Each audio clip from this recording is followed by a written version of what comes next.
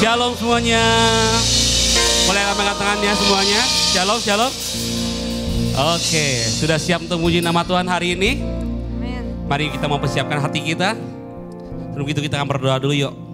Terima kasih Tuhan buat kesempatan hari ini. Kau telah tibakan kami tempat ini Tuhan. Saya percaya Bapak ada maksud dan rencanamu. Ada maksud Tuhan, ada suaramu yang ingin kami dengarkan. Ada suaramu yang kau ingin berikan kepada kami Tuhan. Ada pesan-pesanmu yang ingin kau berikan kepada kami Tuhan. Kami mengucap syukur Tuhan. Kami terima kasih Tuhan kepada Engkau. Dalam nama Tuhan Yesus kami mulai ibadah kami hari ini Tuhan. Dalam nama Tuhan Yesus. Haleluya. Amin. Amin. Haleluya. Terima kasih Tuhan.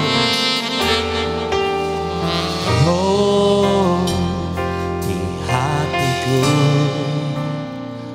terukir namamu, di matamu terukis wajahku, bukan karena kuat gagahku, namun hanya karena kemurahan-Mu. Meski terkadang aku terjatuh, tak pernah lelah Kau hampiriku, memelukku dengan cinta-Mu. Betapa besar mulia kasih-Mu.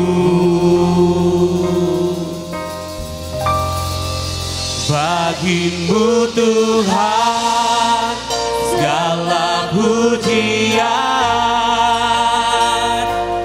hormat kemuliaan tiada ternilai. Salib-Mu Tuhan sungguh berharga. Engkau bagi-Mu Tuhan, oh segala pujian, hormat kemuliaan tiada ternilai. Salib-Mu Tuhan sungguh berharga. Engkau Yesus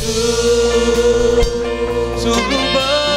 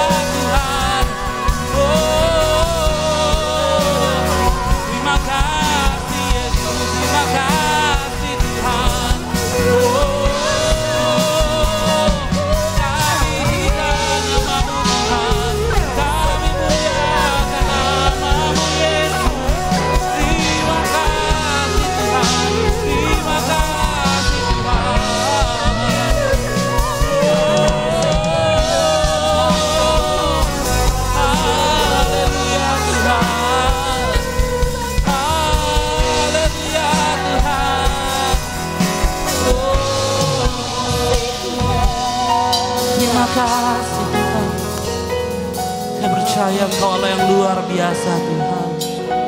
Allah yang tidak pernah meninggalkan kami semua Tuhan. Engkau Allah yang perkasa, Allah yang luar biasa. Kami agungkan, tinggikan nama-Mu Tuhan. Oh Yesus, terima kasih Tuhan. Allah yang setia, Allah yang setia, yang tak pernah meninggalkan kami. Terima kasih Tuhan. Katakan terima kasih Tuhan. Terima kasih Tuhan. Terima kasih Tuhan. Terima kasih Yesus. Terima kasih Yesus. Oh terima kasih Yesus. Oh terima kasih Tuhan. Oh haleluya.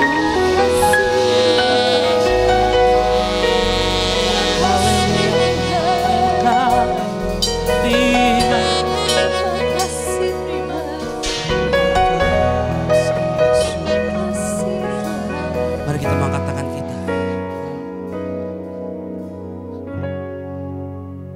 Haleluya. Terima kasih. Terima kasih Tuhan. Terima kasih Tuhan. Bagi-Mu Tuhan segala pujian, hormat kemuliaan, tiada ternilai salib-Mu Tuhan, sungguh berharga Engkau. Dan terima saja. Bagi-Mu Tuhan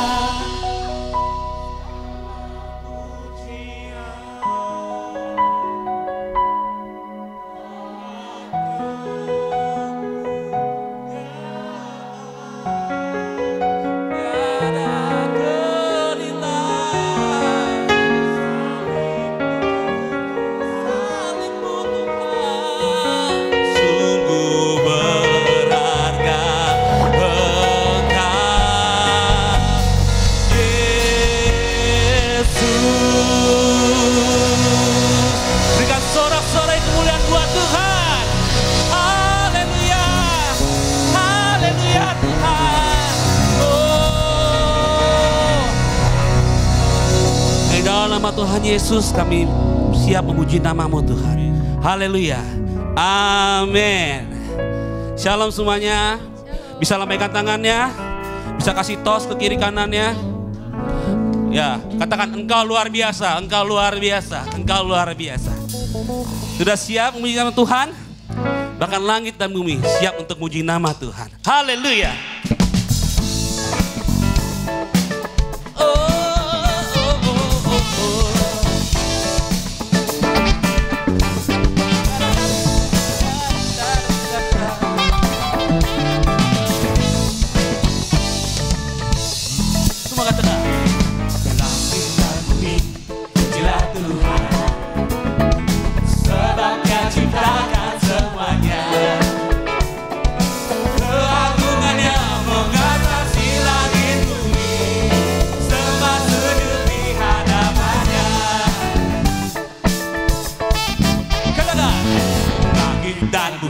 Pujilah Tuhan, sebab Dia ciptakan semuanya.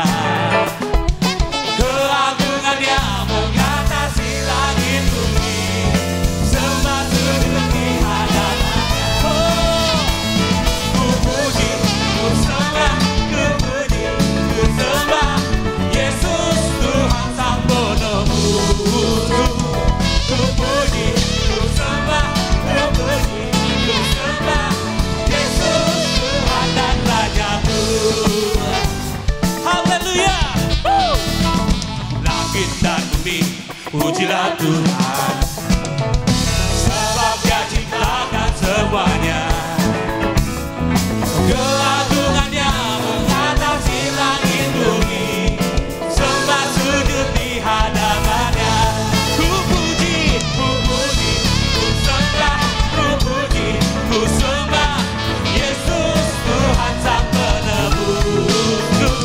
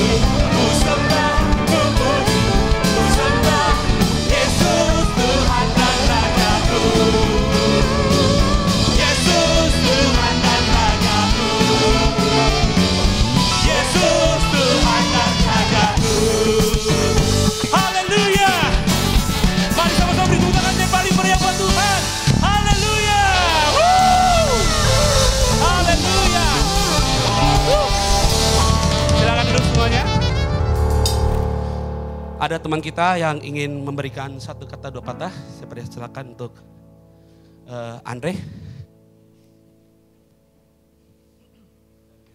Ya.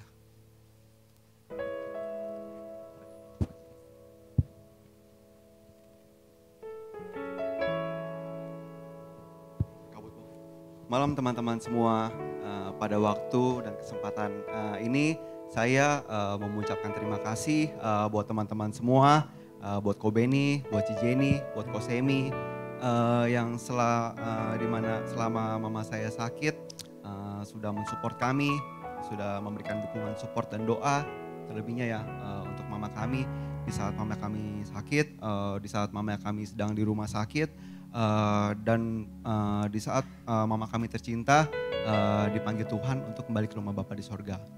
Dan sedikit cerita tentang mama saya. Jadi mama saya di tahun lalu bulan April juga itu divonis kanker nasofaring 4B. Dan oleh karena kasih karunia Tuhan, mama saya melalui proses kemo 10 kali dan radiasi 33 kali. Dan bahkan waktu proses kemo 10 kali itu mama saya sempat kena COVID. Tapi puji Tuhan, Tuhan jaga mama saya. COVID-nya itu seperti dia nggak kena COVID, cuman dia hanya pilek 1 hari aja. Bahkan saya dan Mercy yang ikut menjaga mami kena COVID juga, malah kita berdua lebih drop daripada mama saya. Dan saya percaya itu Tuhan yang buat jaga mama saya.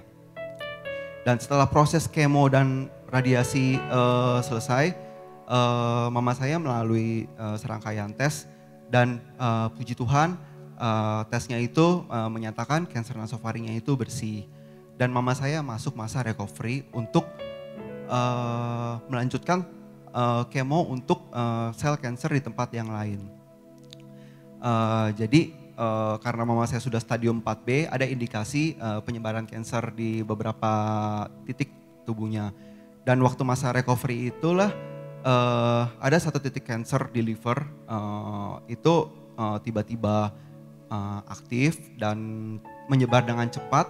Jadi selama 4 bulan setelah mama saya masuk masa recovery, kanker di livernya itu menyebar dengan cepat dan setiap bulan mama saya drop sampai di 3 minggu lalu mama saya masuk rumah sakit dan dirawat selama 15 hari. Dan selama 15 hari ini saya benar-benar melihat mama saya fight, berjuang melawan kankernya. Dan ada masanya ya, nggak dipungkiri saya sama Mercy manusia kecewa gitu, dengan ya kecewa lah. Kenapa kok Tuhan kasih pencobaan seperti ini buat mama saya? Padahal mama saya itu di masa tuanya itu kita berdua benar-benar melihat mama saya itu benar-benar mencintai Tuhan dan ikut Tuhan dengan sungguh-sungguh. Baca Alkitabnya itu saya lihat nggak pernah bolong. Bahkan mama saya itu punya 2 Alkitab. Satu dia Alkitab untuk baca pembacaan firman Tuhan dia yang tidak pernah putus, dan satu lagi dia baca pembacaan tahunan di gereja. Jadi saya benar-benar melihat mama saya di masa tuanya itu sosok yang sosok yang benar-benar pengikut Kristus banget. Dan ada masa waktunya juga di mana saya dan Mercy dan anak-anaknya juga sudah memberikan yang terbaik untuk mama kami. Fasilitas kesehatan, dokter yang terbaik udah kami cari buat mama kami. Tetapi saya nggak bisa melihat ketika saya udah memberikan semua itu anak-anaknya. Ada suatu recovery yang baik gitu. Yang ada kita melihat mama kita kok makin drop, kita makin drop gitu. Dan di saat itu ketika saya bingung, ini saya mau gimana lagi gitu. Saya coba sharing sama Koben gitu kan. Dan saya ingat banget waktu itu Koben bilang, kamu cuma bisa datang, sujud di kaki Tuhan, nangis di kaki Tuhan. Udah, jadi waktu itu saya berpikir kok klise banget gitu loh. Lagi ada masalah kayak gini, kayak seakan-akan gak bisa berbuat apa-apa lagi gitu. Cuma bisa datang ke Tuhan dan berserah kepada Tuhan. Ada masa waktunya di mana apa yang kita punya, uang, waktu, jabatan, posisi apapun itu gak berharga di mata Tuhan. Dan Tuhan cuma mau kita datang ke dia dan dia campur tangan aja gitu. Dan saya lakukan. Saya dan Mercy itu membangun doa bersama dengan mama, doa bareng. Saya datang ke Tuhan benar-benar dengan hati yang hancur gitu ya, karena melihat mama saya seperti itu gitu. Dan bahkan di masa-masa sulit seperti itu pun saya benar-benar melihat itu kuasa Tuhan itu nyata buat mama saya. Jadi mama saya itu umur itu udah 70 ke atas ya, udah 71 waktu dia kena cancer. Dan beberapa dokter itu menyatakan kalau misalnya untuk kemo dan radiasi ini benar-benar sangat riskan. Tetapi mama saya bisa gitu melaluinya. Bahkan di akhir radiasi ke-33-nya itu beberapa dokter itu mau lihat gitu mama saya gitu, pasien yang udah lansia kok kuat gitu. Dan saya tanya sama mama saya, "Mam, kok bisa gitu ngelewatin kemo dan radiasi dengan nyantai gitu loh." Jadi mama saya tuh kayak nyantai aja gitu loh. Kita anak-anaknya yang khawatir gitu. Dan mama saya cuma bilang, "Karena Tuhan Yesus beserta mama." Dan di saat-saat terakhir pun ketika selama 15 hari mama saya di rumah sakit, hari-hari terakhir itu saya melihat mama saya itu begitu sulit bicara, kesadarannya hilang, perlahan-lahan hilang. Tetapi di saat dia lagi kesadaran hilang itu, tiba-tiba dia bisa mengangkat tangan, dia bilang haleluya, dia masih bilang Tuhan Yesus baik, Tuhan Yesus baik. Dan saya baru sadar ternyata seperti di kitab Lukas tentang pondasi, rumah yang dibangun di atas pondasi yang baik. Mama saya ternyata saya melihat di masa tuanya dia ikut Tuhan, ternyata dia lagi membangun pondasi iman yang baik. Setiap kita manusia pasti datang masalah, cuma perbedaannya ketika datang masalah, hujan badai datang, apakah kita masih tetap percaya Tuhan, apakah pondasi kita masih baik. Dan saya melihat ketika mama saya membangun pondasi yang baik, iman yang baik di dalam Tuhan, maka cancer yang sepertinya kita anak-anaknya, saya yang lihatnya aja sedih banget, mama saya bisa melaluinya. Mama saya cancer ini, nasofaring, waktu di masa-masa terakhir, itu dokter aja takut mama saya itu sakit. Kayak udah disiapin obat anti nyeri, bahkan sudah disiapin morfin untuk menahan sakit yang gak tertahankan. Tetapi mama saya gak pernah dia mengeluh sakit, dia cuma bilang gak nyaman, ini gimana. Dan saya mengucap syukur gitu. Bahkan di saat-saat seperti itu pun Tuhan bekerja. Dan Tuhan gak memberikan pencobaan melebihi kekuatan mama saya. Dan seperti yang tadi saya bilang, saya ibaratnya saya udah gak bisa apa lagi yang saya buat. Semua udah saya kasih ke mama saya. Fasilitas yang paling bagus, dokter yang paling top saya udah cari, tapi tetap mama saya drop. Dan saya di masa-masa terakhir mama saya, waktu dia dipanggil Tuhan, saya melihat mama saya dipanggil dengan damai. Tidak ada sakit, bahkan kayak saya cuma lihat dia lihat tidur aja gitu. Dan dia meninggalkan sosok kalau mama itu adalah pejuang iman, petarung iman gitu. Dan dia meninggalkan nilai yang baik sekali buat anak-anak dan cucunya. Seberat apapun masalah, tetap berpegang pada Kristus. Dan seperti yang tadi saya bilang, saya cuma punya doa, air mata dan dengkul untuk dibawa ke Tuhan. Dan Tuhan bekerja. Seperti tongkat Musa yang dipakai membelah lautan, dengan kuasa Tuhan dapat dilakukan. Dan seperti ketapel dan batu yang dipunyai David mengalahkan Goliat dengan kuasa Tuhan. Dan juga seperti 5 roti dan 2 ikan yang dibawa seorang anak ke Tuhan Yesus, dan dengan kuasa Tuhan Yesus memberi makan 5.000 orang. Begitu juga dengan saya percaya kita semua, apapun yang kita punya, walaupun itu cuma doa, air mata, dengkul, kita bawa ke Tuhan, maka Tuhan turut bekerja yang mendatangkan mujizat. Ada terobosan, ada pemulihan. Sekian dari saya, kiranya Tuhan memberkati kita semua. Haleluya. Setiap permasalahan kita tetap menyembah Tuhan, amin. Kita tetap menyembah Dia, Allah yang luar biasa, Allah yang selalu berada dalam hidup kita. Mari kita mempersiapkan hati kita. Terima kasih Tuhan, terima kasih Yesus.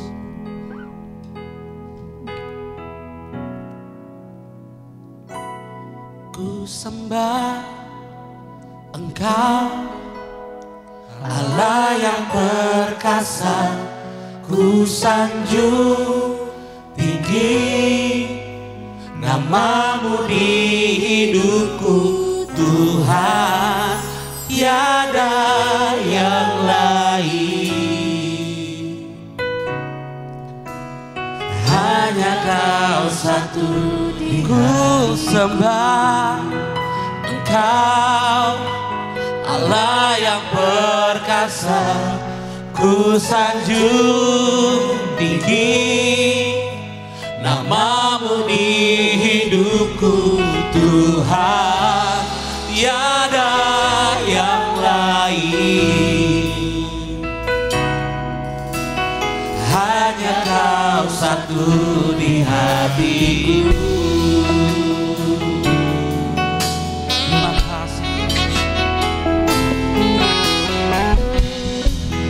Terima kasih. Selain Kau tiada yang lain, hanya Kau milikku di surga. Sekalipun dagingku lenyap, hatiku lelah tak berdaya. Ku sembah Engkau, Allah yang perkasa, ku sanjung tinggi namamu di hidupku Tuhan, tiada yang lain.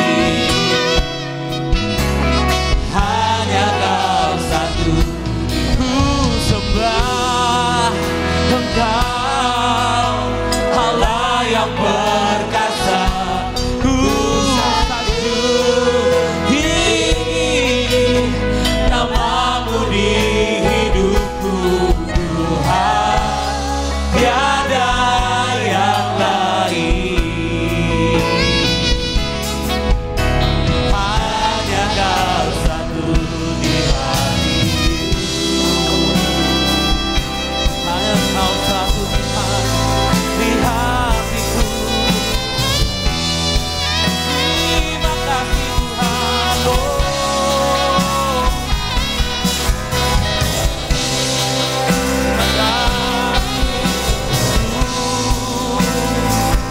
Mari kita teman-teman berdiri, kita mau nyatakan.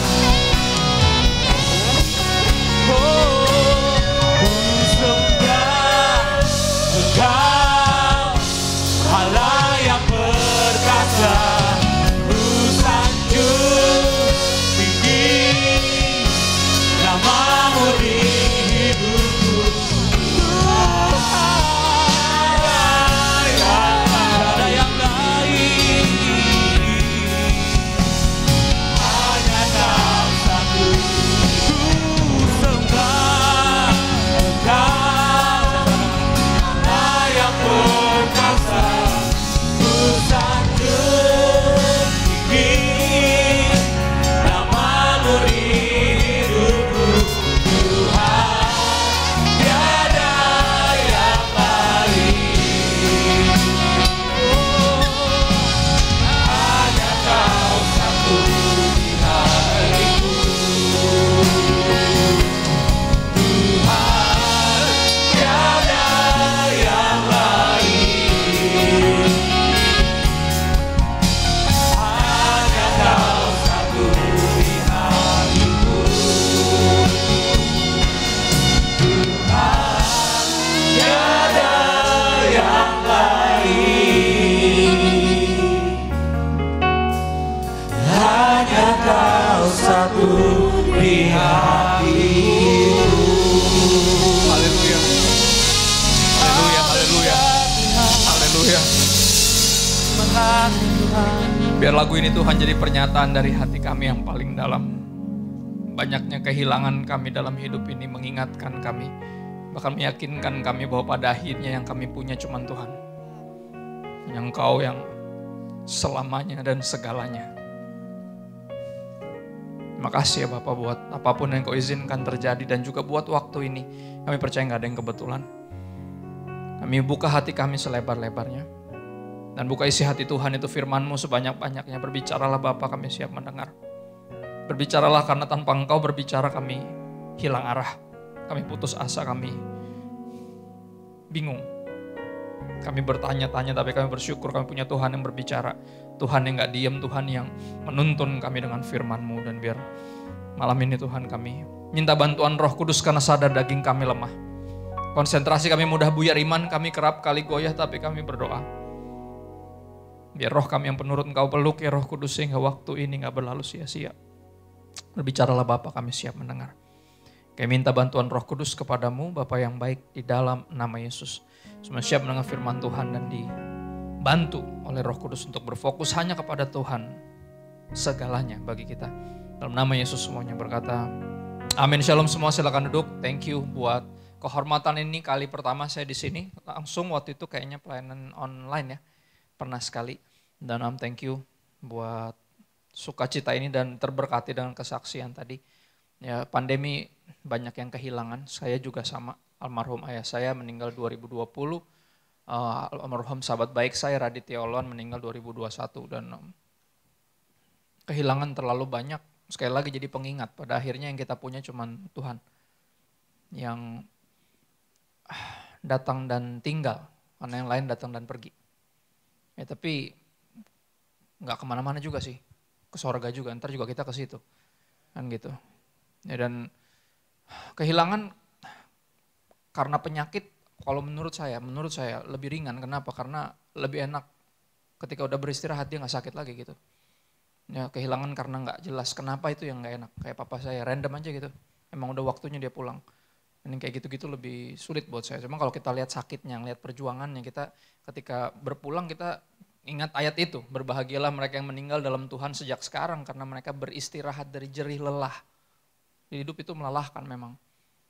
Ya cuman yang ditinggalin selalu gak enak karena kita gak suka. Karena kita mengira, most of us mengira Tuhan mengambil sesuatu dari kita. Padahal enggak, itu emang punyanya dia. Dan ini yang saya belajar sepanjang pandemi, kita kehilangan banyak. Tapi Tuhan ngajarin kita untuk berfokus sama Tuhan karena kayak lagu tadi bilang. Ya, selain kau tiada yang lain. Ada padaku di sorga dan gak ada yang kuingini di bumi. Cuman Tuhan. Dan tema ini menurutku sentral, focus on God. Saya kasih judul sendiri, Eyes on Jesus. Karena emang iya, tanpa Yesus yang lahir, hidup sempurna, terus mati sebagai tumbal, terus bangkit, terus naik ke sorga, life doesn't even make any sense.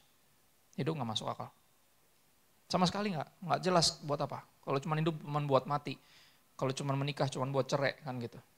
Kalau cuma ngumpulin duit cuma buat healing, maksudnya hilang. Karena healing itu butuh duit banyak. Terus ngapain kita hidup cuma begitu doang. Tapi karena ada Yesus kita punya jawaban, Jesus is the answer. Yesus itu jawaban. Dan biar hari ini, malam ini kita merenungkan itu. Kita mulai di ayat tema gereja ini, kayaknya Yohanes 15. Ayat 14 sampai 16, saya mulai di situ. Ayatnya bilang gini, kamu adalah sahabatku. Ya kan gitu, nama judul gerejanya kan, sahabat Allah. Kamu adalah sahabatku jikalau kamu berbuat apa yang kuperintahkan kepadamu. Jadi sahabat share value. Ya kalau kita nggak peduli sama apa yang sahabat kita anggap penting, berarti kita harus menilik lagi kita sahabatnya bukan. Gitu, yang bikin dia sahabat kita karena kita peduli. Karena kita mau tahu apa yang dia anggap penting. Ya, dan kamu sahabatku jika aku berbuat apa yang kuperintahkan kepadamu. Aku tidak menyebut kamu lagi hamba sebab hamba gak tahu apa yang diperbuat oleh tuannya. Tapi aku menyebut kamu sahabat karena aku telah memberitahukan. Jadi bukan karena kita tahu tapi karena dia yang ngasih tahu. Yang memberitahukan kepada kamu segala sesuatu yang telah kudengar dari Bapakku. Bukan kamu yang milih aku tapi aku yang milih kamu. Dan aku telah menetapkan kamu supaya kamu pergi dan menghasilkan buah. Dan buahmu itu tetap sampai engkau pulang atau Tuhan jemput lagi. Kayak tadi makanya kesaksian itu bagus banget. Ya, sampai masa tuanya memberkati kita dengan ketabahannya, dengan kekuatan dan keyakinannya bahwa Tuhan itu baik. Apapun yang terjadi, God is good all the time God is good. Dan dia masih angkat tangan dan bilang haleluya. Ya kan? Dia masih angkat tangan dan bilang haleluya di momen itu. Dan itu harus jadi inspirasi buat kita, itu artinya sahabat Allah. Nampaknya dia tahu sesuatu yang kita nggak tahu. Sesuatu yang dia tahu karena Tuhan ngasih tahu lewat apa? Firman-Nya. Ada 2 Alkitab tadi dia bilang. Yang dia baca terus secara rutin, dan satu lagi yang ikutin plan baca setahun. Tuhan jelas berbicara kepada sahabat-sahabatnya. Dan ketabahan dan kekuatan itu yang menjelaskan bahwa beliau almarhumah adalah sahabatnya Tuhan.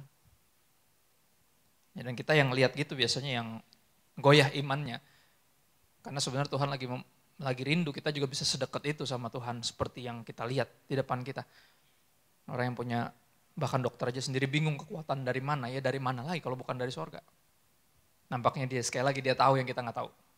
Tapi hari ini aku berdoa biar Roh Kudus bantu kita untuk tahu. Karena kita ini sahabatnya Tuhan.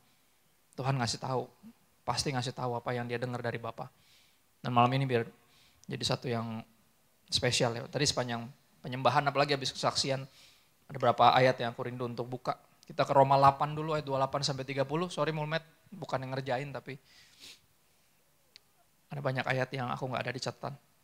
Roma 8 ayat 28 sampai 30. Satu ayat yang progresif, dia bilang kita tahu sekarang, berarti kemarin nggak tahu. Ya, ketika Papa meninggal saya nggak tahu. Umurnya 69, belum nggak nyampe 70, saya pikir dia bakal sampai 150 lah gitu, saya pikir gitu. Nyata enggak. 96 ketika nenek saya meninggal karena malaria, seorang penginjil yang luar biasa tiap hari ngusir setan. Di rumah kami, tiap hari pasti ada yang kesetanan dibawa ke rumah. Tiap hari ngusir setan di depan hidung saya. Dia berdoa nggak pernah henti, saya baru lagi tidur dia berdoa, saya bangun dia masih berdoa, saya pikir dia kapan tidurnya. Ya dia kebal terhadap serangan-serangan roh jahat tapi meninggalnya gara-gara malaria, pelayanan di Papua, nyamuk. Nggak masuk akal buat saya. 96 saya masih kelas 6 SD. Ngelihat nenek saya yang meninggal sebagai hamba Tuhan yang Tuhan lindungin dari roh jahat tapi Tuhan gagal nampaknya lindungin dia dari nyamuk. Saya nggak masuk akal buat saya. Tapi kita tahu sekarang, kemarin nggak tahu. 96 nggak tahu. Ya tapi gini nggak tahu bukan berarti kita jadi lari dari Tuhan karena jawabannya ada di dalam Dia. Bukan dari lari dari Dia. Lagu tadi perenungan dari Mazmur 70. Ya selain kau tiada yang lain. Bahkan dagingku boleh habis lenyap tapi gunung batuku. Lagu itu dari perikop ujungnya doang banyak lagu tercipta tapi ayat pasalnya itu panjang dan jujur banget gitu bahwa dia kecewa dia ke orang yang kayaknya nggak ikut Tuhan kok kayaknya hidupnya enak-enak banget. Kalau yang ikut Tuhan kok kayaknya diginin banget, diproses banget sama Tuhan. Dan ayat ini ngejawab kita, Roma 8 ayat 28 sampai 30. Kita tahu sekarang bahwa Allah turut bekerja dalam segala sesuatu untuk mendatangkan kebaikan. Bukan buat semua orang, hanya bagi mereka yang mengasihi Dia dan bagi mereka yang terpanggil sesuai dengan rencana Allah. Ya, jadi nggak usah bingung ketika ngeliat ada orang yang nggak diproses karena bisa jadi dia bukan anak Tuhan. Tuhan cuma memproses anaknya. Mendisiplin anaknya, kata Wahyu. Ibrani 12 bilang begitu. Ya masuk akal. Kita nakalnya berjamaah rame-rame tapi orang tua kita hanya berhak menghukum kita. Ya kan? Karena yang lainnya bukan anaknya. Jadi gak usah bingung ketika ada yang gak diproses. Kenapa kita diproses? Jawabannya sederhana, kita anaknya. Kita terpanggil sesuai dengan rencananya dan kita mengasihi Dia, makanya apa? Dia mengizinkan apapun terjadi untuk mendatangkan kebaikan, bukan hanya untuk bikin kita kecewa atau bingung atau sedih atau kehilangan, tapi buat kebaikan. Kebaikannya apa? Kita akan belajar hari ini. Sebab semua orang yang dipilihnya dari semula, mereka juga ditentukannya dari semula untuk jadi serupa dengan gambaran anaknya, Yesus. Supaya Yesus anaknya itu jadi yang sulung di antara banyak saudara. Ternyata kita diizinkan diproses karena apa? Tuhan rindu kita menjadi seperti Kristus. Itu tujuannya. Ya karena apa? Kalau orang hidup cuma buat kaya, nggak ada yang dibawa ke surga. Segala hal yang lain selain keserupaan sama Kristus nggak dibawa ke surga. Dan kalau kita hidup buat itu, sia-sia hidup kita. Buat apa? Datang kosong, pulang kosong. Tapi dalam Kristus kita datang kosong, pulangnya apa? Penuh. Penuh oleh Dia. Di dalam Dia. Karena keserupaan dengan Kristus itu yang bikin kita bisa ke surga. Dan gak ada orang terlahir serupa sama Yesus. We are not a Christian by birth. We are Christian by rebirth. Kita gak Kristen karena terlahir Kristen, agamanya. Bahkan anak pendeta sekalipun. Mungkin terlahir di kolam baptisan, I don't know. Mungkin pas ditepak pantatnya pertama langsung bahasa roh, I don't know. Tapi kita jadi Kristen karena kelahiran kembali dalam Yesus. Itu yang dibawa soalnya. Jadi semuanya diizinkan untuk apa? Membuat kita, membawa kita, memproses kita untuk menjadi semakin serupa sama Yesus. Karena itu tujuannya. Itu tujuannya kita fokus on God. Karena kita akan selalu jadi yang kita, bahasa Inggrisnya behold. Kalau bahasa jalanannya, lu akan seperti jadi tongkrongan lu. Seperti lu nongkrong di mana, tongkrongan lu itu lu akan jadi mirip seperti itu. Nah kalau kita fokus on God, kita akan makin mirip sama siapa? Ya sama Dia. Kita habiskan waktu banyak sama firman Tuhan, kita akan makin mirip sama siapa? Sama Dia yang berfirman. Ya makanya penting untuk kita fokus sama Tuhan. Karena Dia mengizinkan penderitaan datang, termasuk penderitaan di dalamnya. Allah turut bekerja dalam segala sesuatu, bicara termasuk lewat yang gak enak. Untuk apa? Mendatangkan kebaikan. Kebaikannya adalah apa? Menjadi serupa dengan gambaran anaknya. That's the only good that we got in this life. Itu hal yang satu-satunya yang baik kita dapat dalam hidup ini, apa? Kita dijadikan serupa sama Kristus. Makanya dalam kekristenan kita harus mengerti Kristus menderita bukan supaya kita gak menderita. Kenyataannya apa? Kita ikut Yesus masih menderita tuh. Ya kan banyak orang yang bingung. Soalnya pendeta suka sembarangan ngomongnya. Kalau ikut Yesus semuanya akan jadi baik-baik saja. Kata siapa gue jadi dimusuhin orang gara-gara gue ikut Yesus? Ya kan? Katanya ikut Yesus, Yesus menderita supaya saya gak menderita. Kata siapa? Kristus menderita supaya ketika kita menderita, kita gak cuma sekedar menderita terus menyesali nasib, nyalain Tuhan, nyalain keadaan, kecewa sama gak tahu siapa, bingung mau kecewa sama siapa, bener gak? Tapi apa? Dalam penderitaan kita jadi serupa dengan Yesus. Itu tujuannya diizinin penderitaan. Jadi ketika kita menderita, kita gak cuma sekedar menderita. Dan menyesali diri dan kesal sendiri. Tapi apa? Kita jadi semakin serupa sama Yesus. Dan mereka semua yang ditentukannya dari semula, kata firman Tuhan, mereka itu juga dipanggilnya, dan mereka yang dipanggilnya dibenarkannya, dan mereka yang dibenarkannya dimuliakannya. The goal is glory. Kemuliaan, karena dari situ kita berasal sebenarnya sebelum kita jatuh dalam dosa. Karena apa? Semua manusia telah jatuh dalam dosa dan kehilangan kemuliaan Allah, makanya dia lagi mau balikin ke situ sebenarnya. Dan melibatkan apa? Penderitaan. Tapi gini, kalau kita fokus sama penderitaannya, kita akan kelewatan. Yang ada malah kecewa. Makanya apa mesti fokus on God. 2 Korintus 4. Saya sebenarnya cuma baca ayat 18 doang. Tadi Romanya juga gak mau dibacain, cuman tadi kesaksian, lagu-lagunya. Dan tentu Roh Kudus, karena saya pemberita firman, bukan cuma pendeta atau pengkhotbah. Pengkhotbah bisa bicarakan dan khotbahin apa aja. Pemberita firman gak bisa gak beritain firman. Nah, ini bukan tentang saya, ini bukan tentang kita, ini tentang Dia. Nah kita sahabatnya, makanya dia kasih tahu apa yang dia dengar dari Bapaknya. 2 Korintus 4 ayat 16 sampai 18. Pandemi, sekali lagi buat ayat-ayat ini jadi menyala. Tuhan pakai. Ya, termasuk yang gak enak kayak pandemi dipakai untuk meyakinkan kita. Ya, karena ada Roma 8 ayat 28 kita tahu bahwa Tuhan mengerjakan kebaikan, mendatangkan kebaikan, Dia izinkan apapun. Makanya apa? Sebab itu kami tidak tawar hati, kita gak ilfil. Kenapa? Karena kita tahu ini mendatangkan apa? Kebaikan. Allah itu baik, sungguh baik bagiku. Ditunjukkannya kasih setianya yang menyediakan, yang kuperlukan mendatangkan kebaikan. Tuh. Saya bagian itunya saya ulang terus kalau lagi ngalamin yang gak enak. Anak saya lagi demam secara random. 2 minggu yang lalu adiknya demam secara random. Kita lagi liburan, udah capek ujian, pengen liburan, mau jalan-jalan, tiba-tiba demam aja gitu. Kesel gak? Kesel lah. Ngapain jalan-jalan? Cuman akhirnya apa? Nyanyiin lagi, mendatangkan apa? Pasti mendatangkan kebaikan. Kenapa? Karena Tuhan tuh baik. Apapun diizinkan terjadi pasti mendatangkan kebaikan. Dan kita nggak perlu meragukan itu. Ya. Sebab itu kami nggak ilfil, kata Rasul Paulus kepada jemaat di Korintus. Kita nggak ilfil, kenapa? Meskipun manusia lahiriah kami semakin merosot, namun manusia batiniah kami kerohanian kita, iman kita dibaharui dari sehari ke sehari. Karena ketika yang duniawi biasanya shutdown, yang iman, yang rohani justru bangkit. Ya kan? Sepanjang pandemi tiap hari ada aja kebaktian. Walau pakai Zoom.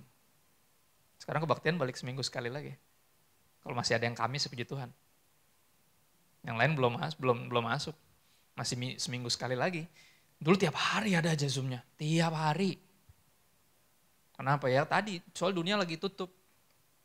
Ya kan? Dunia lagi tutup semua, mau ngapain tutup, mau jalan nggak bisa. Akhirnya di rumah doang. Akhirnya yang terbuka cuma apa? Alkitab. Yang ternyata selalu selama ini available, cuman kita nggak terlalu peduli. Itu yang at least aku rasain sepanjang pandemi. Walaupun secara lahiriah, walaupun yang kelihatan kayaknya semuanya merosot. Nggak tahu kapan pulihnya. Tapi yang batiniahnya, rohaninya justru malah dibangkitkan sama Tuhan. Sebab penderitaan ringan yang sekarang ini mengerjakan bagi kami apa? Balik lagi, kemuliaan kekal, glory, itu tujuannya. We focus on God. Karena dari Dia kita berasal dan kepada Dia kita kembali from glory to glory. Dan penderitaan ini dipakai sama Tuhan, katanya Rasul Paulus bilang penderitaan ringan ini mengerjakan bagi kamu kemuliaan kekal melebihi segala-galanya, jauh lebih besar daripada penderitaan kami. Penderitaan ini ngebawa kita untuk berfokus kepada Tuhan. Ayat 18 makanya bilang itu apa? Sebab kami tidak memperhatikan yang kelihatan. Gara-gara ada penderitaan kita jadi gak merhatiin yang kelihatan. Kenapa? Karena tahu ini gak selamanya kayak gini.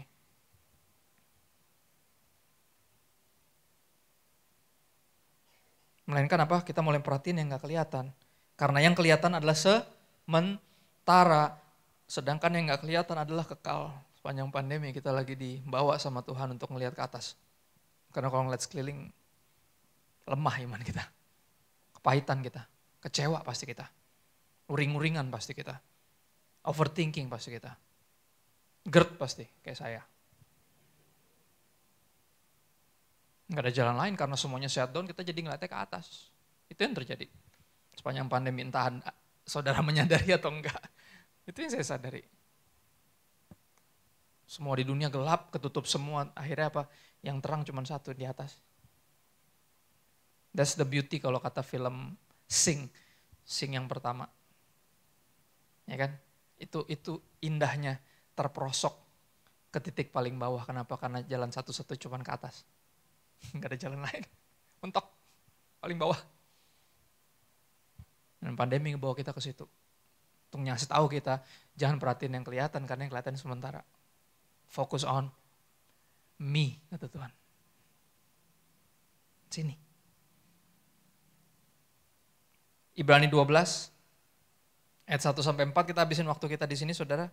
Karena nanti tema saya, eyes on Jesus. Eyes on you.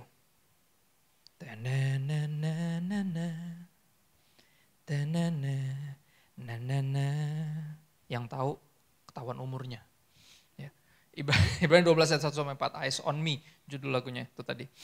Ibrani 12 ayat 1-4 dibilang gini, marilah kita menanggalkan semua beban dan dosa yang begitu merintangi kita. Dan berlomba dengan tekun dalam perlombaan yang apa? Diwajibkan bagi kita. Jadi nggak ada pilihan. Apalagi ngakunya sahabat Allah. Anak Tuhan. Orang Kristen, pengikut Kristus ngakunya. Artinya ada perlombaan yang diwajibkan, bukan pilihan buat kita, ini kewajiban. Ya. Di 1 Timotius 6, kita ke situ dulu sebelum kita lanjutin si Ibrani 12. 1 Timotius 6 aku tergoda untuk tadinya baca ayat 11 doang sampai 12, tapi sekali lagi kita mulai dari ayat 11 dulu deh. Tetapi engkau hai manusia Allah, oh you women and men of God, there's difference. Apa dia bilang apa? Jauhilah semuanya itu. Apa yang mesti dijauhi? Ya, kalau kita mau mundur sedikit ke ayat 9.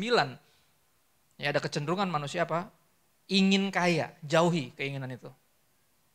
Ingin kaya yang bikin semuanya terperosok ke robot trading kemarin.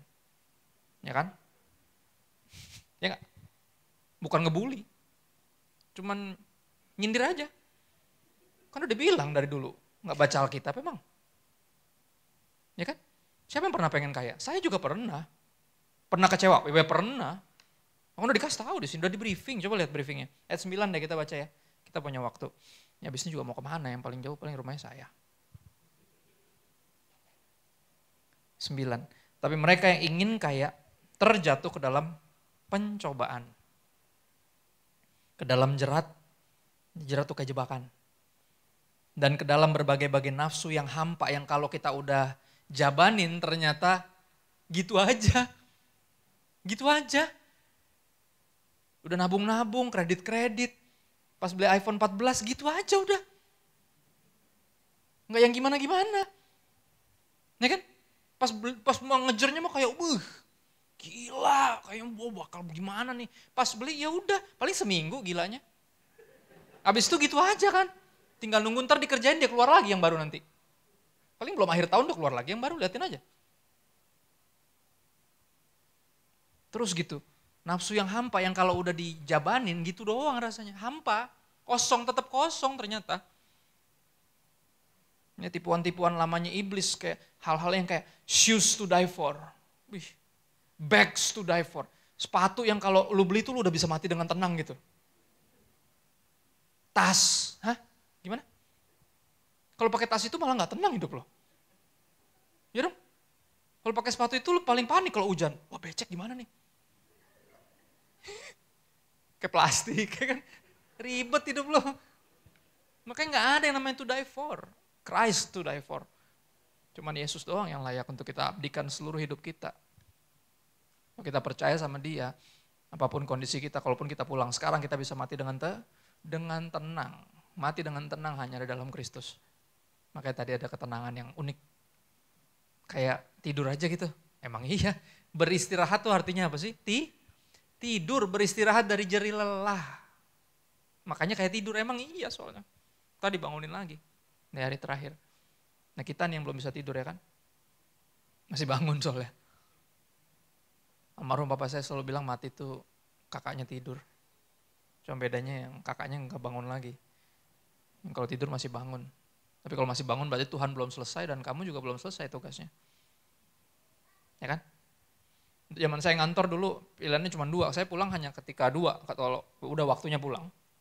Atau kerjaan udah selesai. Dan ketika ada yang meninggal ya Tuhan yakin ya kayak gitu aja pandangannya. Emang udah waktunya pulang atau emang udah kelar kerjaannya. Makanya dia pulang. Nah kenapa lu masih bangun? Karena belum kelar lu. Kerjaan lu belum kelar. Dan belum waktu lu pulang juga.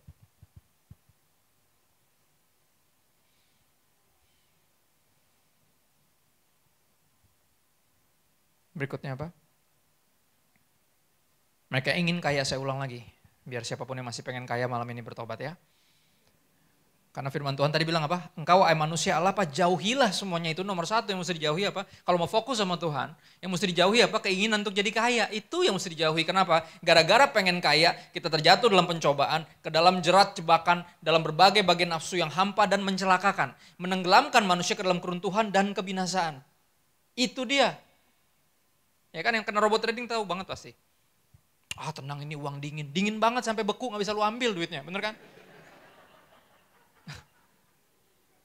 Itu cuma salah satu dari sekian banyak tipuan lagi. Kita sendiri yang masukin diri kita ke situ. Ada jebakan udah jelas Alkitab udah bilang hati-hati. Malah masuk. Ya kan? Ada yang Manado di sini kayak saya 1/4. GPDI biasanya banyak yang Manado. Saya 1/4 nenek saya yang meninggal tadi Tiko Alu. Ya kalau doa Bapak kami dalam bahasa Manado tuh unik, saudara. Jangan bawa kami ke dalam pencobaan karena kami bisa masuk sendiri. Nggak usah dibawa, bisa masuk sendiri.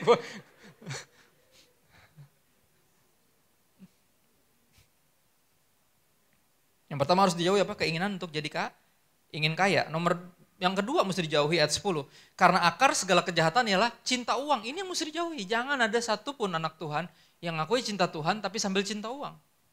Nggak bisa kita bucin kepada 2 tuan. Budak kan ada tuannya. Pertanyaan sepanjang Februari kemarin, anak Tuhan boleh bucin nggak? Nggak boleh, gue bilang. Ya kenapa nggak bisa mengabdi kepada dua Tuhan? Lu cuma boleh bucin sama Tuhan. Karena cuma satu Tuhan lo, Tuhan. Ya, jauhi apa? Yang kedua, kecintaan akan uang. Karena akar segala kejahatan ialah cinta uang. Urusan perut sama di bawah perut, cuma itu aja udah. Sebab oleh apa? Memburu uang. Beberapa orang menyimpang dari iman, jual Yesus, urusan perut sama di bawah perut dan apa? Menyiksa diri dengan berbagai-bagai duka. Lihat siapa yang salah? Kita yang salah. Jadi dalam kayak gitu misalnya kayak tadi, lagi prepare yang terbaik, cari dokter terbaik, pengobatan harganya nggak ada yang murah itu. 15 hari di rumah sakit berapa duit? Belum sebelum-sebelumnya, berbulan-bulan. Kemo ngapain, nyobain ini, nyobain itu, ke dokter ini, ke Pinang, kemana. Duit semua. Dan akhirnya apa? Di situ Tuhan ngajarin cuma satu, duit nggak bisa bikin apa-apa. Nggak bisa. Ya, yang selama ini lu anggap paling penting, yang lu cari sampai kayak lu buru. Soalnya itu segalanya, gitu doang. Nggak bisa bikin apa-apa. Kalau emang udah waktunya pulang, pulang. Mau diapain juga. Ya kan? Pelajaran paling keras dalam hidup ini kan, kehilangan. Di dalam kehilangan sekali lagi kita belajar apa? Yang kita miliki ternyata selama ini cuma Tuhan. Ternyata. Jadi kalau kita jual Yesus buat yang lain, kita nggak punya apa-apa. Kenapa? Karena dia segalanya. If you lose segalanya, lu bisa punya yang lain tapi lu nggak punya apa-apa karena dia segalanya. Makanya pas Yudas mati bunuh diri, saudara ingat gak? Ada detail menyebalkan di Kisah Rasul. Dibilang dia gantung diri, ya kan? Terus apa? Mayatnya jatuh, terus bagian tubuh ke bawahnya terburai, isi perutnya keluar. Saya segini saya nggak suka menonton film sadis, dan saya paling sebel kalau baca ayat-ayat seperti ini, karena kebayang langsung di kepala saya kayak, males. Dan saya sempat berpikir kenapa sih ada detail menyebalkan ini? Dan Tuhan jawab cuma satu, kenapa? Karena alasan orang menyimpang dari iman, orang jual saya karena urusan perut sama di bawah perut yang sia-sia. Kemakmuran, kekayaan, harta, satunya lagi jodoh, seks, hawa nafsu, perut sama di bawah perut terburai. That's what happens kalau kau fokus sama hal yang duniawi, bukan sama Tuhan. Sia-sia hidup kita. Salomo yang punya segalanya, udah ngingetin kita di awal dari kitab apa? Pengkhotbah, sia-sia, segala sesuatu sia-sia kata dia. Dan ini jangan bilang dia nggak tahu apa yang dia ngomongin, dia orang yang punya semuanya, dia manusia paling bijaksana yang pernah hidup. Saking bijaksananya Tuhan bilang gini, gua kasih lu gua kabulin permintaan lu, mau minta apa aja gua kasih. Dan dia minta apa? Saking bijaksananya dia minta kebijaksanaan, dahsyat. Coba saya disuruh minta apa aja nggak kepikir tuh kebijaksanaan. Enggak, gue minta yang lain-lain lah. Gila, kapan lagi gue belum minta apa aja. Saking bijaksananya dia minta apa? Wisdom. Ya kan? Istrinya 1000. Dan dia bilang apa? Sia-sia. Kita satunya gak bisa habis, bener? Dan jangan bilang dia gak tahu apa-apa, dia tahu persis yang dia bilang. Dan dia bilang apa? Sia-sia semuanya. Makanya apa? Kenali penciptamu sejak masa mudamu. Dari awal biar hidup lu gak sia-sia. Raja yang hidupnya akhirnya jadi sia-sia, kenapa? Karena sibuk menyenangkan istri-istrinya yang banyak itu. Ya kan? Kenapa? Karena kalau istrinya ada satu yang gak disenangkan, bapaknya marah. Perang antar kerajaan. Mesti ngerti kenapa istrinya banyak, bukan dia penuh hawa nafsu, bukan. Istrinya tuh upeti dari berbagai raja wilayah di samping-sampingnya. Mesti dinikahin, kalau gak nikah berantem.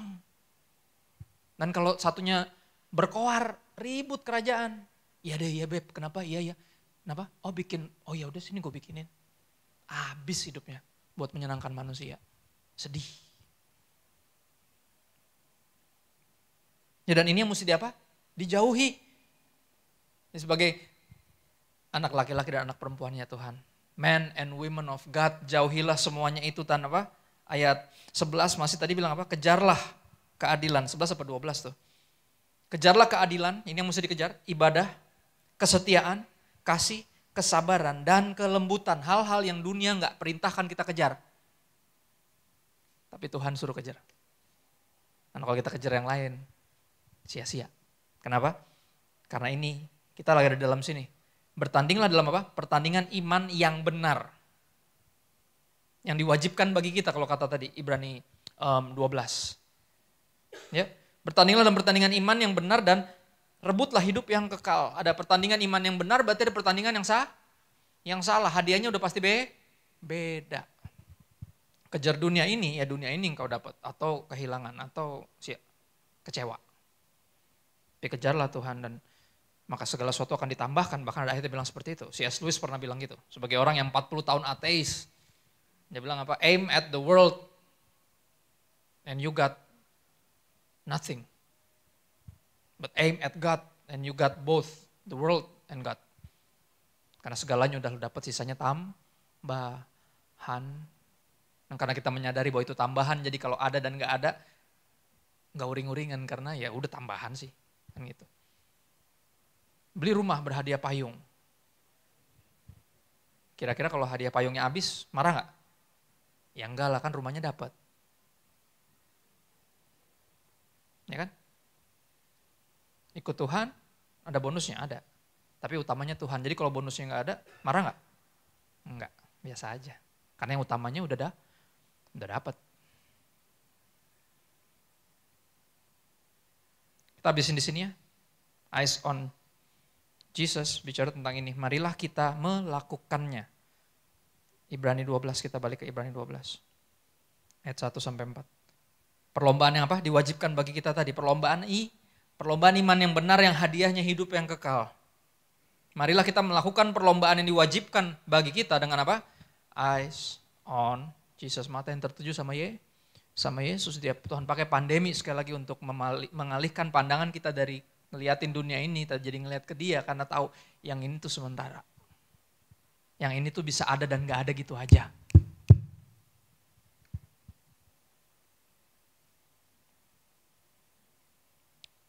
Marilah kita melakukan dengan mata yang tertuju kepada Yesus yang memimpin kita dalam iman dan yang membawa iman kita kepada kesempurnaan.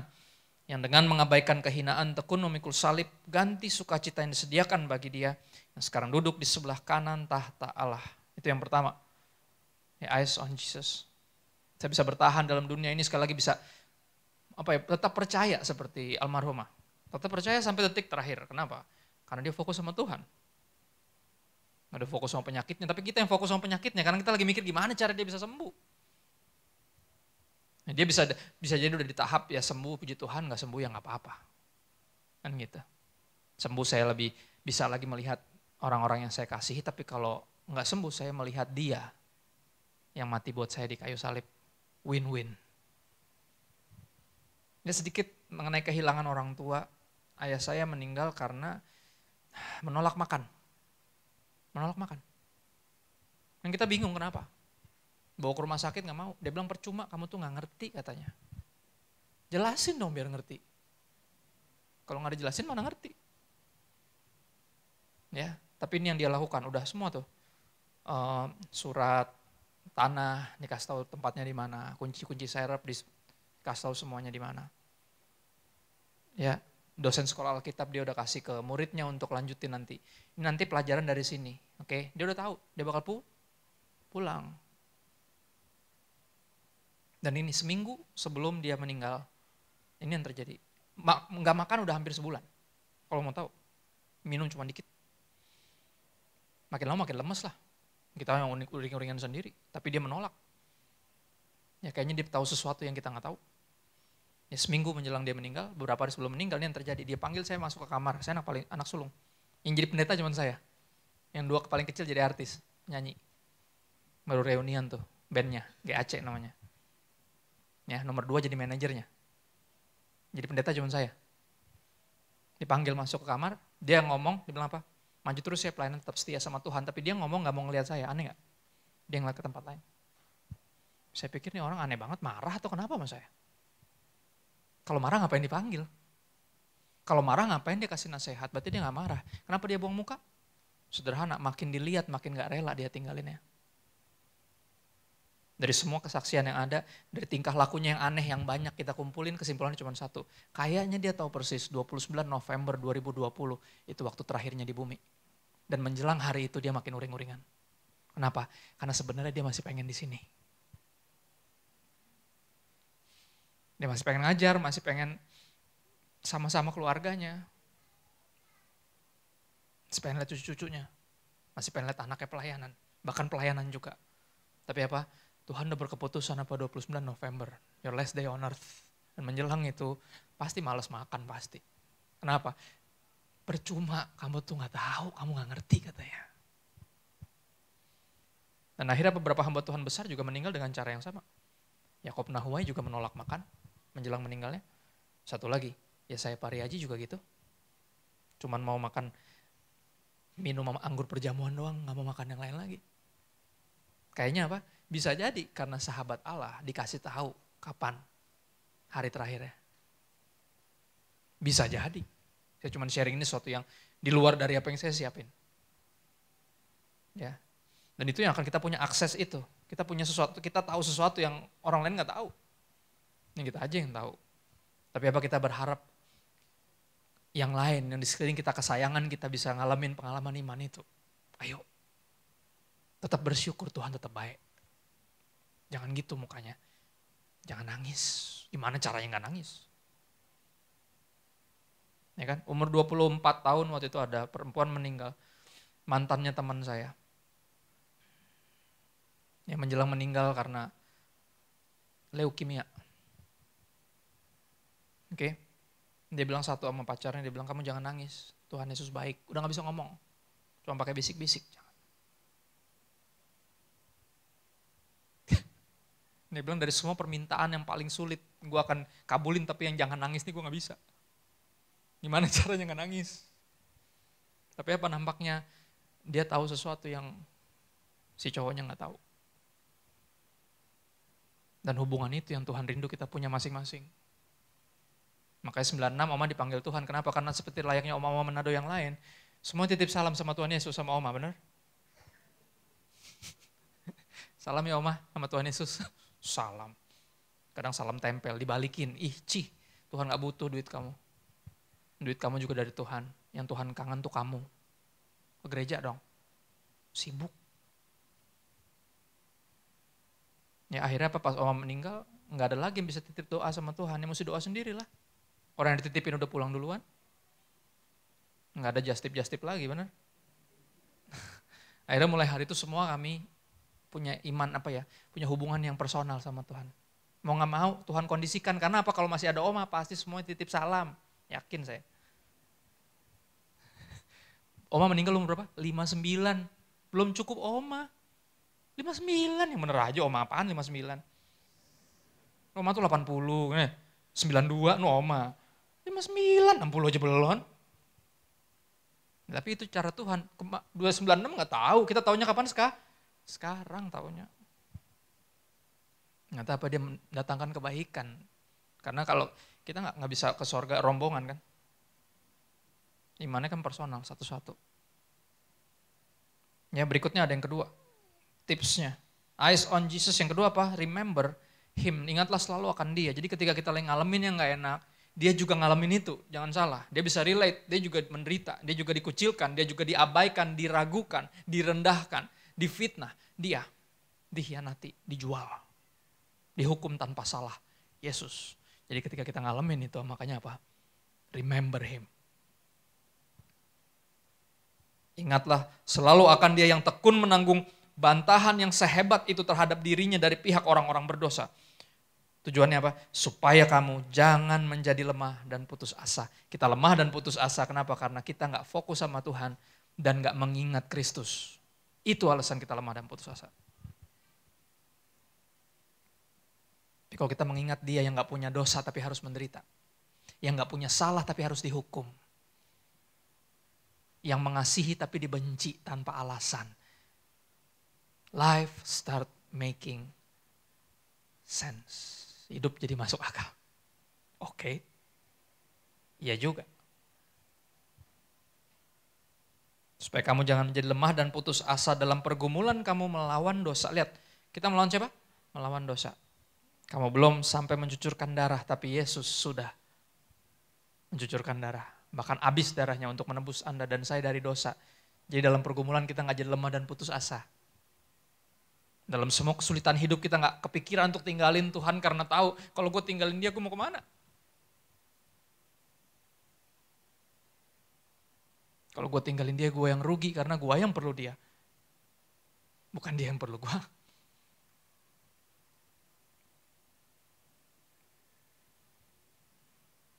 Poin ketiga, setelah ingatlah selalu akan dia. Poin ketiga, sederhana, carilah dahulu kerajaan Allah. Dan kebenarannya, Matius 6 ayat 33, terkenal. Lucu ya, dalam perikop apa ayat itu muncul? Hal kekhawatiran. Apakah ini ayat ujungnya? Bukan, ayat ujungnya 34. Janganlah kamu khawatir tentang apapun juga. Kesusahan sehari, cukup untuk sehari. Besok punya kesusahannya sendiri. Jadi ternyata, menyadari bahwa Tuhan itu segalanya, dia yang utama, yang lainnya cuma tambahan, membantu kita untuk tidak khawatir. Ya kan orang gak ngerti konteksnya. Kalau udah tahu konteksnya jadi kayak, oh pantesan gue khawatir. Kenapa? Karena gue gak habis pikir, gue gak bisa ngebayangin kalau gue gak dapet apa yang gue pengen. Kayak misalnya gini, papa sakit, aku berharap sembuh, semuanya berharap sembuh, kita berdoa. Mujizat, Radit pas sakit apalagi. Satu Indonesia, seluruh dunia bahkan yang tahu dia, kita berdoa buat dia. Semuanya pengen dia sembuh. Karena kita gak ngebayangin kalau dia meninggal kayak gimana.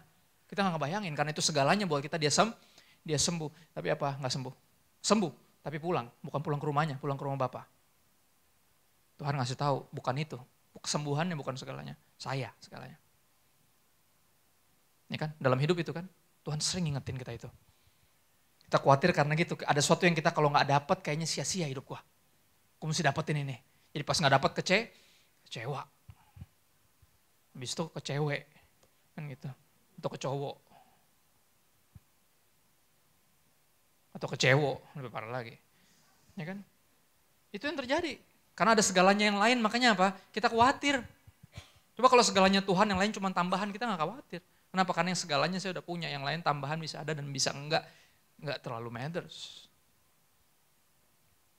Ya, carilah dahulu kerajaan Allah dan kebenarannya, focus on God, eyes on Jesus. Dan terakhir, Yohanes 4 ayat 34. Kata Yesus kepada mereka, makananku, rejeki saya, hoki, tujuan saya hidup, sukses bagi saya ialah melakukan kehendak Dia yang mengutus aku dan menyelesaikan pekerjaannya.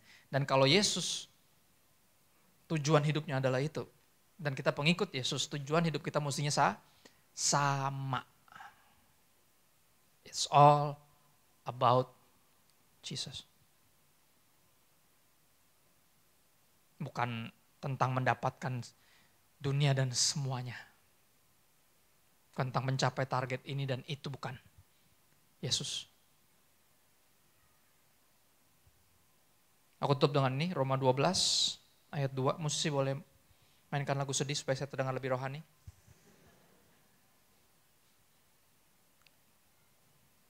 Roma 12 ayat 2, janganlah kamu menjadi serupa dengan dunia ini. Ada yang tahu konteksnya? Bukan dress code. Bukan cara berpakaian, musik atau film apa yang didengar atau ditonton, buku apa yang dibaca, berita apa yang didengar, enggak. No. Konteksnya adalah apa? Dunia ini apa? It's all about me, myself, and I. Jangan jadi serupa dengan dunia ini. Anak-anak Tuhan apa? Mestinya apa? It's all about Jesus. Kita mundur sedikit cari konteksnya ya. Kalau mundur ke ayat 1, kita gak dapat. Karena ayat 1 dimulai dengan janggal. Karena itunya apaan? Benar gak? Saya gak sekolah Alkitab tapi tahu kalau baca Alkitab tuh mesti jelasnya ngomongin apa. Ya kan? Karena itunya mesti dicari dong. Ya kan? Kata Bapak kalau gak ketemu di situ mesti mundur. Antara satu ayat, satu perikop, satu pasal, satu kitab, atau bahkan dari Kejadian lu baca. Biar tahu lu ngomongin apa nih. Kan gitu. Ya. Tuhan. Pleset. Karena itu apa? Itunya apa? Ada yang tahu? Roma 3 ayat 36. Itunya. Karena itu, karena apa?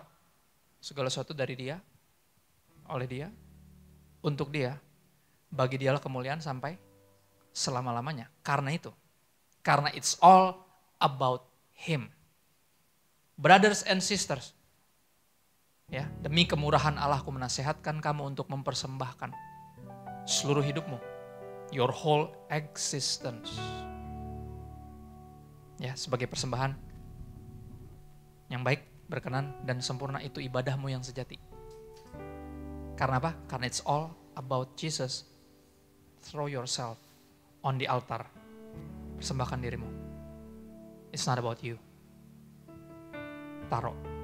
Bilang sama Tuhan, Tuhan, Aku ini hamba Tuhan. Jadilah padaku seperti yang kau inginkan. Makananku. Ialah apa? Mengerjakan tugas yang diberikan dan menyelesaikannya. Sukses bagi saya itu. Seperti Yesus. Baru ayat 2 muncul. Janganlah jadi serupa dengan dunia ini. Karena dunia ini is all about me, myself, and I. Semua tentang gue. Tapi anak-anak Tuhan, sahabat-sahabat Allah, it's all about Him. Dia, dan dia. Bukan gue lagi. Berubahlah oleh pembaharuan budimu. Makanya Alkitabnya 2. Ya kan? Dan aku yakin dia tahu yang kita banyak belum tahu. Dia tahu sesuatu yang kita nggak tahu. Dia kenal pribadi lebih dalam dari yang kita mungkin miliki hubungan dengan Tuhan. Tapi biar hidupnya menginspirasi kita. Bahkan sampai hari terakhirnya. Ya, sampai kayak gitu. Sampai dia kayak tahu. Ya, almarhum ayah saya tahu tanggalnya, kayak udah tahu. Enak gak dikasih tahu? Enggak. Mendingan gak tahu. Bener, tau pulang aja. Tapi apa? Kamu bukan lagi hamba, kamu tuh sahabat. Karena saya kasih tahu apa yang Papa bilang. Karena kalau nggak dikasih tahu uring-uringan kita. Tapi kalau dikasih tahu sebenarnya bisa lebih uring-uringan lagi. Tapi apa? Di detik itu pun Papa harus terima kenyataan bahwa keluarganya di dunia ini bukan segalanya, pelayanannya bukan segalanya. Segalanya apa? Bertemu muka dengan muka, tenggelam di dalam kasih-Mu Bapa. Oh Tuhanku, rindukan selalu diam dalam bait-Mu. Saudara, berdiam di kaki Tuhan sekali lagi membawa kita mengerti, tahu yang orang lain gak tahu. Makanya punya ketabahan yang orang lain gak punya. Punya kekuatan, kesabaran, kesetiaan, sukacita yang dunia gak punya, asing. Yang bikin kita jadi kelihatan kayak antara orang kena mental atau emang kita tahu sesuatu yang dunia gak tahu. Jawabannya adalah yang kedua. Kita punya Yesus. Gara-gara Yesus semuanya jadi masuk akal. Kalau gak ada Yesus gak ada yang masuk akal. Sia-sia kita hidup buat apa? Tapi karena ada Dia kita punya tujuan hidup. Dan biar itu jadi kerinduan kita. Gini, sorga itu gak nunggu nanti. Ada yang tahu istilah sorga itu namanya apa? Sekarang sampai selamanya. Mulai dari kapan berarti? Sekarang. Makanya musuhnya adalah apa? Ntar dulu deh. Gue belum siap Kak. Kapan siapnya kau bilang? Tunggu masuk neraka dulu baru siap. Ya kan? Musuhnya adalah apa? Kalau dibilang dari sekarang sampai selamanya. Kalau kekekalan dimulainya sekarang sampai selamanya. Musuhnya adalah penundaan. Dan kalau kita fokus on Jesus, eyes on Jesus, membantu kita untuk tidak menunda. Karena Yesus tahu pelayanan dia di bumi nggak lama. Dari dia pelayanan full time sampai dia dipanggil, sampai dia balik lagi ke sorga cuma 3,5 tahun. Nggak lama. Dan dia lagi ngebantu kita untuk hidup seperti itu. Ya, earthly living, bukan worldly living, bukan hidup duniawi. Tapi hidup di dunia, earthly living but heaven focus. Hidup di dunia tapi fokusnya sorga. Bahkan udah ngerasain sorga sebelum masuk sorga. Kenapa? Karena apa? Bertemu dengan mukanya nggak cuma nanti. Tapi apa? Di dalam pembacaan Alkitab kita bertemu dengan Tuhan. Makanya sampai Alkitabnya 2, kenapa? Karena gak mau miss a thing. Gak mau ada satu momen dimana gue lagi gak baca Alkitab. Karena gak lama lagi Tuhanku datanglah. Lagu yang selalu dinyanyiin kalau orang ada yang meninggal tuh. Makanya Salomo bilang, gak kebetulan dia bilang itu kan, pergi ke rumah duka lebih baik daripada ke rumah pesta. Kan di rumah duka kita diingetin, Tuhan di pihak kita tapi waktu gak di pihak kita. Dan kita mau bangun hidup yang seperti apa? Gini, orang karyanya dalam hidup biasanya baru dihargain atau baru kelihatan banget dampaknya kalau dia udah gak ada, baru kita menyadari ternyata dia sepenting itu, ternyata dia seberharga itu, dia seberjasa itu, dan itu yang terjadi. Dan jangan sampai hal yang sama berlaku untuk Tuhan. Ya, jangan sampai pepatah ini berlaku, we don't know what we got until it's gone. Jangan sampai itu berlaku buat Tuhan. Kita gak tahu yang kita miliki sampai itu udah gak ada. Sia-sia hidup kita. Tapi hari ini biar curhat, ya kau bilangnya curhat ini bukan khotbah by the way. Kalau anda ngerasa ini kayak curhat, it is curhat. Karena itu yang seorang sahabat lakukan. Dia memberitahukan apa yang dia dengar dari papanya. Nih, ada yang pengen jadi teman curhatnya Tuhan di sini. Ya, semenjak bertobat di 2008 itu yang saya sadari bahwa Tuhan sering banget mau ngobrol. Sering banget dia mau impartasi hatinya ke hati saya. Dan ternyata itu yang bikin seorang jadi hamba Tuhan. Karena Tuhan kasih tahu apa yang dia pengen. Dan dia mampukan kita untuk melakukan itu. Dia bilang, saya pengen kamu yang pergi. Ingat, saya tutup dengan ini. Musa, Tuhan bilang gini sama Musa. Ketika dia lagi jadi buronan, bukan siapa-siapa, gembala, udah tua. Tuhan bilang gini, gue denger teriakan umatku minta tolong di Mesir. Gue denger semua teriakan itu dan gue datang untuk nyelamatin mereka. Terus kalau gue jadi Musa, gue ngomong gini, terus kenapa lu ngomong ke gue? Sok atuh, selamatin. Gitu. Tapi dia ngomongnya ke Musa. Dan saya baru ngerti. That's what it's all about. Itu tentang dia menyatakan isi hatinya sama sahabat-sahabatnya. Dan kita lagi diundang untuk punya hati yang sama. Ya kan, kamu sahabatku jika kamu melakukan apa yang ku perintahkan. Ketika saya ada kasih tahu kerinduan saya. Dan kamu berupaya untuk mewujudkan itu. Kamu sahabat saya. Ya, mudah-mudahan ini sederhana. Dan ngebantu kita menjalani hidup yang tidak mudah. Focus on Jesus.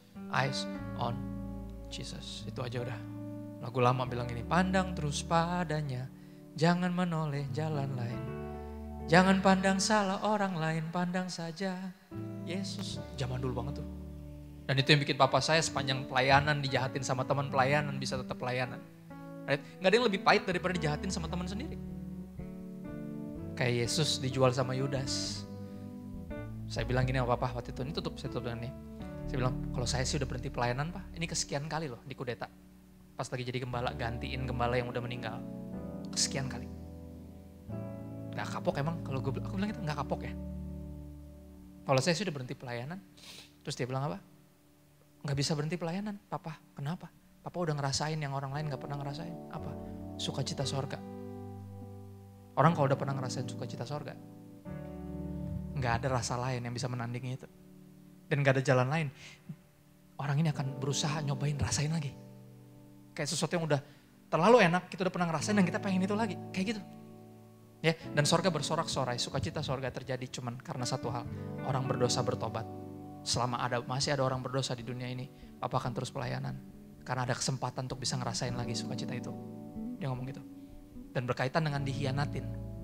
Ya, ada proses untuk menjadi seperti Kristus. Jangan cuma nyanyinya doang. Ku mau sepertimu Yesus, disempurnakan selalu dalam segenap jalan memulia.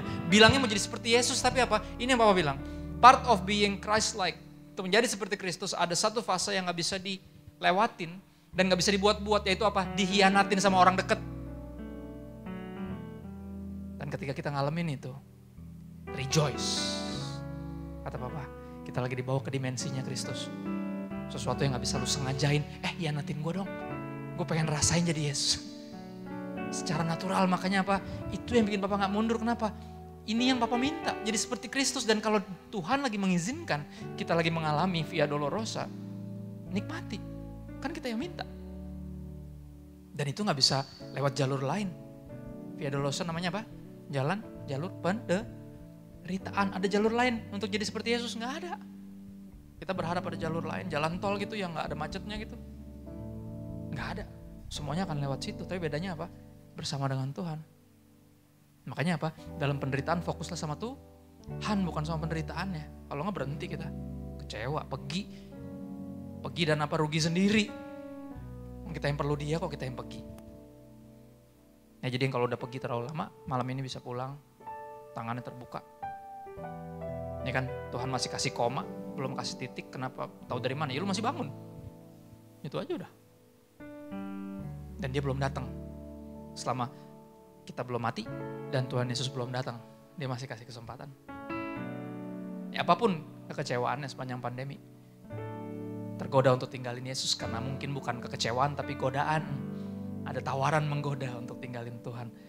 Ya biar malam ini ngingetin kita mesti fokus sama dia karena selain dia gak ada yang lain. Cuman dia doang kita punya.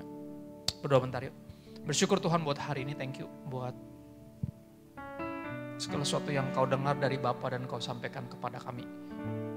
Anak-anakmu, sahabat-sahabatmu. Kami bersyukur. Kau mandang kami bukan sebagai hamba saja tapi sebagai sahabat dan kau arahkan kami, tuntun kami, bimbing kami sehingga kami gak kecewa, gak tinggalin Tuhan, gak kepahitan, gak berubah setia. Roh Kudus bantu kami untuk bisa fokus sama Yesus di tengah berbagai pergumulan hidup yang sepertinya membawa kami untuk memperhatikannya, tapi kami menolak untuk memperhatikan itu. Kami mau tetap memandang Tuhan karena daripadamu lah kekuatan kami. Pengingat bahwa Engkau turut bekerja, Engkau mengerjakan sesuatu untuk mendatangkan kebaikan bagi kami yang mengasihi-Mu dan terpanggil sesuai dengan rencana Tuhan. Dan biar di dalam proses kami untuk menjadi serupa dengan Kristus, Engkau lagi membentuk kami menjadi serupa dengan Kristus. Kami enggak protes, tapi justru bersyukur karena Engkau gak biarin kami. Engkau gak biarin kami terus segini-gini aja. Engkau bawa kami makin dekat sama Tuhan. Lewat hal-hal yang mungkin gak enak, tapi kami perlu. Makasih Bapak, kami berdoa. Roh Kudus terus berbicara ketika hamba-Mu sudah berhenti. Dan bantu kami jadi pelaku firman, bukan pendengar saja. Kami minta bantuan Roh Kudus kepadamu Bapa yang baik di dalam nama Yesus. Haleluya. Amin. God bless. Thank you. Amin. Haleluya. Puji Tuhan semuanya. Diberkati oleh firman Tuhan. Amin.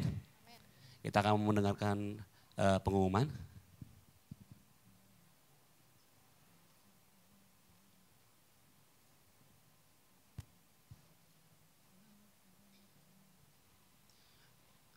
Oke. Kamis depan kita tetap ada ibadah BIC, akan dilayani Pak Pendeta Riza Solihin. Jangan lupa ya, jam 7.30 Kamis depan. Seluruh informasi BIC tetap akan disampaikan melalui WhatsApp grup BIC juga. Yang belum masuk boleh ntar langsung kasih nomornya ke Mercy, boleh. Dan atau juga bisa lewat sosial media juga yang terpampang di layar. Ada Instagram, YouTube, Facebook ya, bisa. Selanjutnya jadwal doa dan puasa BIC setiap hari Selasa. Dimulainya itu dari Senin 10 malam, jam 10 malam sampai dengan Selasa pukul 3 sore.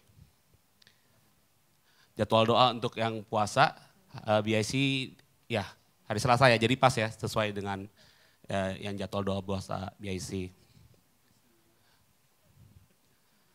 Ayo, yang para pelayan, singer, usher, worship leader, pemain musik, yang jaga soundman, multimedia, yang belum pernah ikut Kingdom Servant Camp atau yang kita biasa dulunya dibilang ESC, boleh yuk daftar yuk semuanya yuk.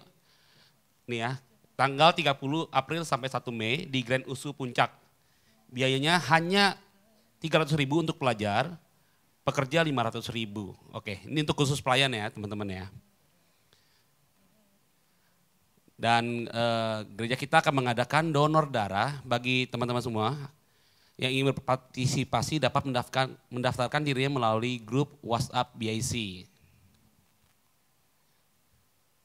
Happy birthday to Marsunita dan Thomas. Yo, beri tepuk tangan. Happy birthday.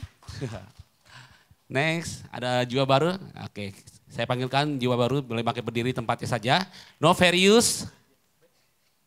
Noverius, boleh pakai berdiri? Noverius, oh situ ya, oke. Dan Hefri Amon, oke Hefri Amon. Boleh silakan yang di samping kiri kalian, boleh jabat tangannya, biar selamat datang. Bila belum ada tempat untuk beribadah hari Kamis, boleh beribadah bersama-sama kami di tempat ini.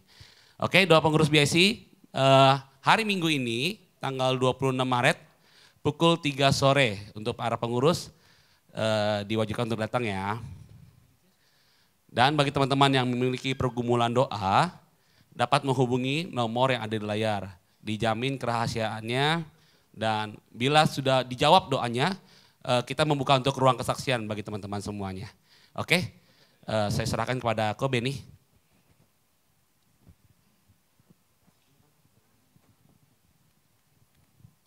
Haleluya. Diberkati oleh firman Tuhan ya. Ya, makasih Pastor, Tuhan Yesus memberkati. Silau sekali ini. Oke, jadi kita sudah dapat firman Tuhan. Kalau ada masalah apapun juga, kendala apapun juga, kita harus apa? Eyes on Jesus. Perhatikan hidup kita, arahkan pandangan kita kepada Tuhan Yesus. Berat mungkin, tidak apa-apa. Hanya itu saja yang bisa kita lakukan. Pandang terus pada Tuhan Yesus. Amin. Ya, untuk para suami kalau ke mall lihat istrinya, perhatikan baik-baik. Jangan sampai matanya melihat onsel. Bilang sama dia, pandang saja terus saya ya. Itu kalau di mall, tapi kalau di rumah bangun hubungan pribadi dengan Tuhan. Amin. Oke, ada beberapa pengumuman yang ingin saya pertegas. Yang pertama itu para pelayan Tuhan, ayo segera daftarkan ke ESC, Kingdom Servant Camp. Karena kita harus membantu tim edukasi supaya mereka tahu berapa orang yang dari BIC ya yang daftar dan mereka harus siapkan tempatnya. Itu yang pertama. Yang kedua, untuk puasa ini bukan hanya pengurus saja, yang jemaat umum juga mari kita sama-sama berpuasa. Ya. Ini terbuka untuk umum, semua jemaat BIC tolong kalau bisa puasa, ikut puasa aja. Mulai dari jam 10 malam, hari Senin sampai Selasa pukul 3. Saya selalu bilang, kalau nggak kuat sampai jam 3 nggak apa-apa. Jam 1 boleh, buka aja nggak apa-apa. Tuhan lihat kok hati kita. Ya, yang penting kerinduan kita untuk melakukan ibadah puasa. Masa kalah sama sepupu kita, dia seharian loh, 30 hari berturut-turut. Nah kita juga lah, mulailah membangun.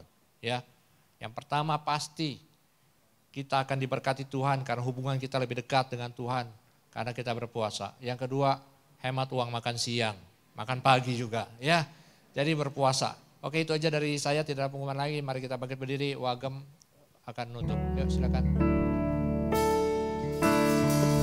Tuhan selalu menolongku,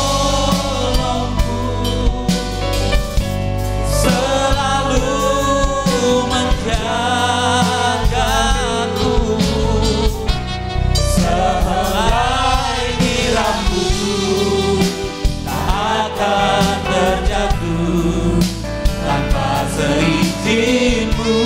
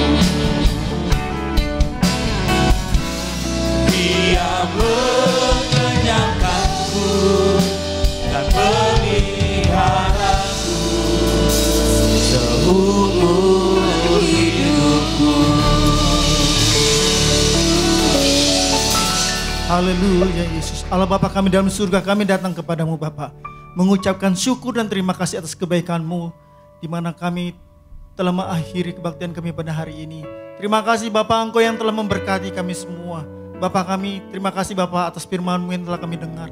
Engkau juga memberkati hamba-Mu ya Bapa, dalam pelayanannya, dalam keluarganya, dalam rumah tangganya, dan anak-anaknya Engkau juga memberkati. Terima kasih juga Bapa atas berkat-Mu, Bapak pimpinan BSC, Bapak Beni Hira dan keluarganya Bapak. Kau berkati setiap usahanya, pelayanannya, dalam kesehatannya, anak-anaknya Engkau juga memberkati. Terima kasih Bapak, terima kasih Roh Kudus, terima kasih atas persembahan anak-Mu yang telah mereka berikan. Biar mereka juga Engkau berkati. Kau juga memberkati teman-teman kami yang baru ya Bapak. Dan Kau juga memberkati rekan-rekan kami yang berulang tahun. Kau telah memberkati 1 tahun yang lalu, Kau juga memberkati 1 tahun yang akan datang. Terima kasih Bapak atas semuanya itu. Terima kasih Bapak atas berkat-Mu buat seluruh para pelayan-Mu ya Bapak. Engkau berkati mereka semua ya Bapak. Terima kasih Yesus, terima kasih Roh Kudus Bapak. Kami berdoa juga ya Bapak, mungkin ada rekan-rekan kami yang sakit, Engkau juga memberi kesembuhan. Mungkin ada rekan-rekan kami yang memerlukan pertolongan, Engkau kiranya beri jalan keluar ya Bapak. Kami yakin dan percaya Bapak, hanya kepada Engkau saja Bapak kami berharap. Terima kasih Bapak atas semua kasih setiamu buat kehidupan kami semua. Terpujilah nama Bapak. Rekan-rekan BIC, mari kita mengangkat tangan. Tiba saatnya kita akan berpisah satu dengan yang lain. Sebelum itu terimalah berkat dari Allah Bapa, Allah Anak, Allah Roh Kudus, yaitu Tuhan Yesus Kristus. Berkat badani dan berkat rohani Tuhan curahkan buat kita semua. Hanya di dalam nama Tuhan Yesus Kristus. Haleluya. Amin. Selamat hari Kamis, Tuhan Yesus memberkati.